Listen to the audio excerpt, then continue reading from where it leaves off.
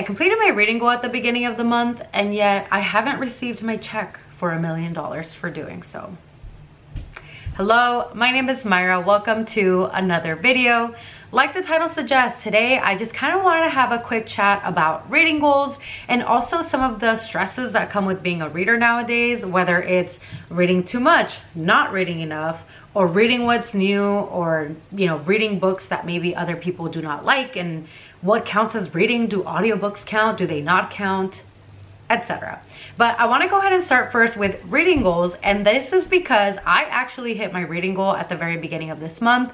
It's nothing crazy maybe compared to some people, but for me it was a pretty big amount. I actually chose to read 80 books for 2024. Now, the reason why I chose that was because last year in 2023 was when I first made a reading goal on Goodreads, and I selected, I think, something like 150 books. What was I thinking? I have no idea, because there was no way that I was going to read 150 books, especially not at that time. There was a lot of things that were going on. I was really busy, etc., etc. 150 just wasn't realistic for me. So I actually ended up lowering my goal last year. But at the beginning of this year, I was like, I'm gonna choose something that's attainable. Last year, I was able to read a little bit over 80 books. So I set it as 80, and I was like, if I hit it, I hit it. And if I don't, then it's fine. It's not a big deal. Now, I've seen though a lot of people, a lot of booktube creators, big creators that have bigger reading goals of 200 books, etc. And I've actually stumbled upon some videos of some creators where they are making like a vlog about them trying to catch up with their reading goals and stuff like that. And I remember watching one creator who she specifically dedicated to try to catch up to her reading goal. And at the end of like the week, I think she vlogged herself for like a week. At the end of the week, she decided, you know what, I'm just gonna lower the number, because on her Goodreads, it said like you are X amount of books behind. And so she, even though she had been basically dedicating all of her free time to reading, she was still behind at the end of the week. And so what she did is that she lowered her reading goal enough to where all these books that she had read throughout the week, and I think she read like 7 books in a week, finally caught her up. So she hadn't met her goal yet, but she also wasn't behind anymore. And I just remember thinking, well, one, she pointed out how like relieved she felt just from doing that. And I also remember thinking like, whoa, this is like really stressful for people.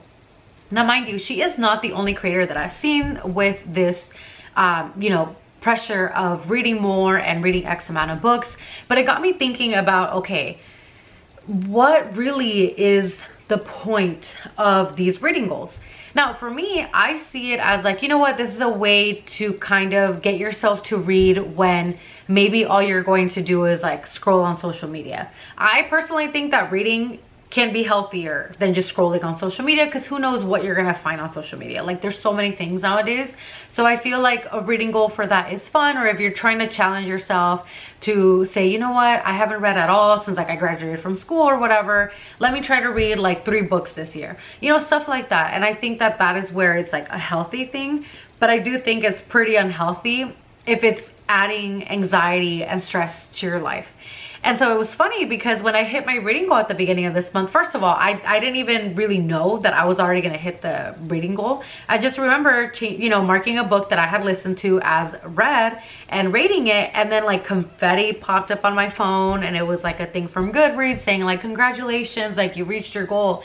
And I was just staring at it. I'm not even kidding. I think I stared at it for like 2 minutes, and I was like, okay, like, what now? And so I don't know, like it kind of reaffirmed like just how insignificant these reading goals are. Yes, it's good to have something to strive to, but it should be a healthy limit. After that, it was just back to normal on the app. So I'm kind of like, imagine if I had like stressed about this, like to hit this number, and all it gave me was confetti. But it's like eventually you have to like exit out of the app or check your messages or do something, and it's like, it's gone. Like that was it.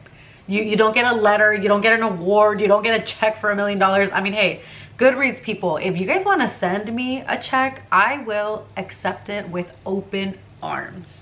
I will welcome that check, give it a huge hug, and then deposit it into my bank account. So feel free to do so if you want to. I'm just saying. But I wanted to throw that out there in case you are stressing about your reading goal. set it down, okay? If you are on an app, I think Storygraph does the same thing. I think they try to do it a little bit nicer where they don't tell you like, hey, you're super behind, but they do something similar where they'll tell you like, you're behind by like 5 books, you know? Set it down, you know, lower it down a little bit. It's okay. I promise nothing bad is gonna happen. I don't think I have a single friend in real life or even just an online friend ask me, Myra, did you already hit your reading goal? I don't think anyone has. The only question that I've gotten actually when it comes to reading, and it's from non-readers, they're like, dang, you read so much. Like, how many books have you read this year? And I told some of my friends like, oh, actually, you know, I've read 82 books this year. 82? They're like, dang, I haven't even read a single book this year. Like, it's not even, you know what, I don't know. Like, does that make sense?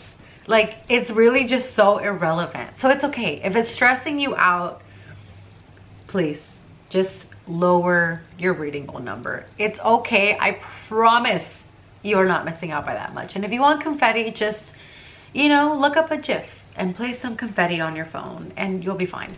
I promise. Or just lower your reading goal and actually hit your reading goal. Mark it for like 1 more book than whatever you're at right now. And then you'll hit the goal. You'll see the confetti. And there you go. Any other books that you read after that, it's just bonus.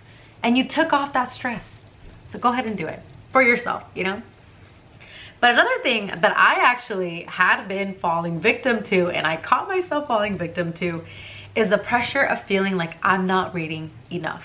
Which is wild because I literally just mentioned how non-readers have told me, oh my God, you've already read this many books. Or sometimes people will tell me like, oh, how many books do you read a book? I'm like, well, it depends. If I'm reading like a book on my Kindle and I'm listening to a book, I might read, you know, 2 or 3 in a week, and their minds are blown, okay? They are mind blown that I'm able to do that.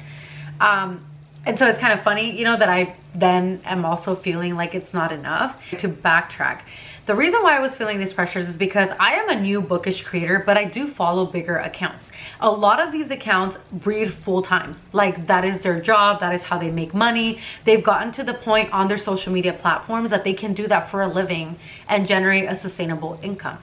And I'm not there, you know, I am not. And so it's unfair for myself to compare, oh, you know, I only read, you know, 10 books this month, and this other person was able to read 25 books this month.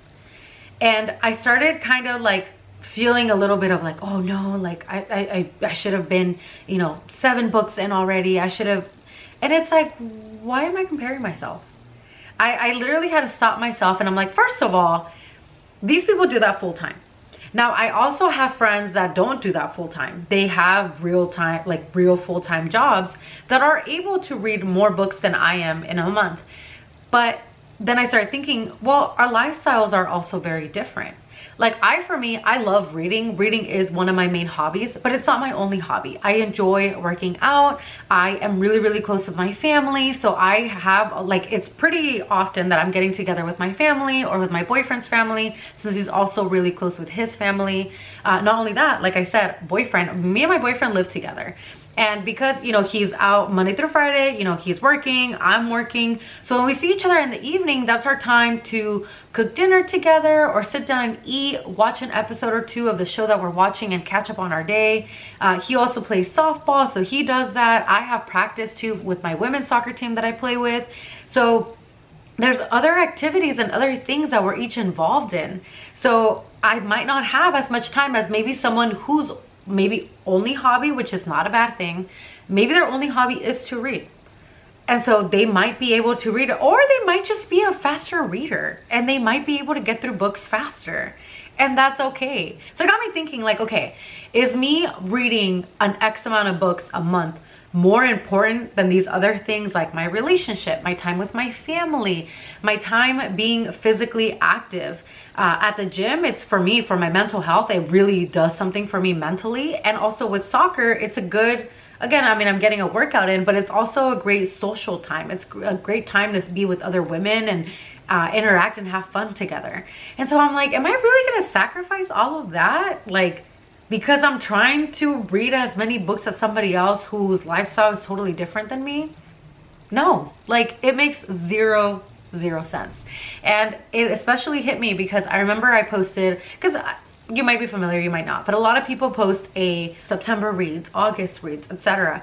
of how many books that they've read for the month so far, or like they kind of put the little pictures. I do that myself, right? I do it for fun. Other people do it. It's great. But I remember, I think it was at the beginning of July that I was reading a lot. And actually the month of July, I was really close, I think, to hitting my first book slump because I was forcing myself to read at every single possible free second, which meant I was kind of like shortening my time that I was spending out with people, or just even shortening my time doing other things like editing, filming, stuff like this, right? And I was focusing on either listening to a book or reading a book on paperback or Kindle because I was trying to prepare for the book signing that I went to at the beginning of August. Now, that meant that I read, I think, like the most books that I had read all year in the month of July. But I remember that I posted that on my story, and it was my July reads, and I think I was like 5 books in. And a friend from like high school messaged on there and was like, oh my gosh, I can't believe you've already read that many books. I'm barely reading like my second book for the month. And I remember reading that message and being like, she thinks this is a lot? Because again, I'm comparing myself to people that have a totally different lifestyle than me, right? And also I was like, oh shoot, did I make her feel bad? Because I am not trying to make somebody feel bad. And so I remember messaging her and being like, girl, trust me, I'm doing this on purpose. I'm going to this book signing, so I'm trying to read as many of those authors as I can, especially the authors whose books I haven't read yet. But this is not the norm. And also, as long as you're enjoying the books that you're reading, it really doesn't matter that you're only reading the 2 books. So make sure that you're enjoying the book. And then after that, we just started getting into like small talk about that. But it really opened my eyes to being like, here I am comparing myself to other people, but there's other people comparing themselves to me. And then also I'm like, what is the point of all of this? Like, somebody reading 30 books in a month and me reading 5, it doesn't make them a better person. It doesn't make them a better reader than me. What exactly does that do? Nothing. Like, we're not less than if we read more or less than another person. So I don't know. I felt like I couldn't possibly be the only person that feels that pressure of reading. And again, it comes with like a comparison thing with social media, which honestly would be like a way bigger and more extensive topic to get into. But I really wanted to make this video just to kind of reassure you and tell you it's okay. If you've read 5 books this year, if you've read 2 books this year, as long as you had a great time and you enjoyed them, who cares? If me, my 80, whatever, I think I've read 86 books at this point. If my 86 books makes you feel bad, please don't. Because honestly, like, it's not that deep. It really isn't. And it does not make me a better person than you. It really doesn't, okay? There are other things that are actually important when it comes to determining what makes a good person and what doesn't, what makes a successful person and what doesn't.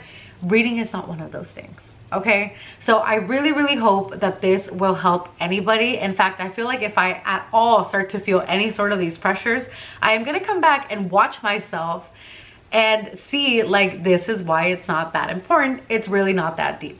You know what I mean?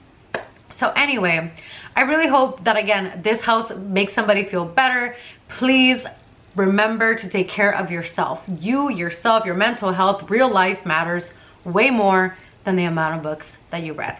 So I hope you have a great day. I hope that you enjoyed this video and that you found this video helpful. I'll see you all in the next one. Bye.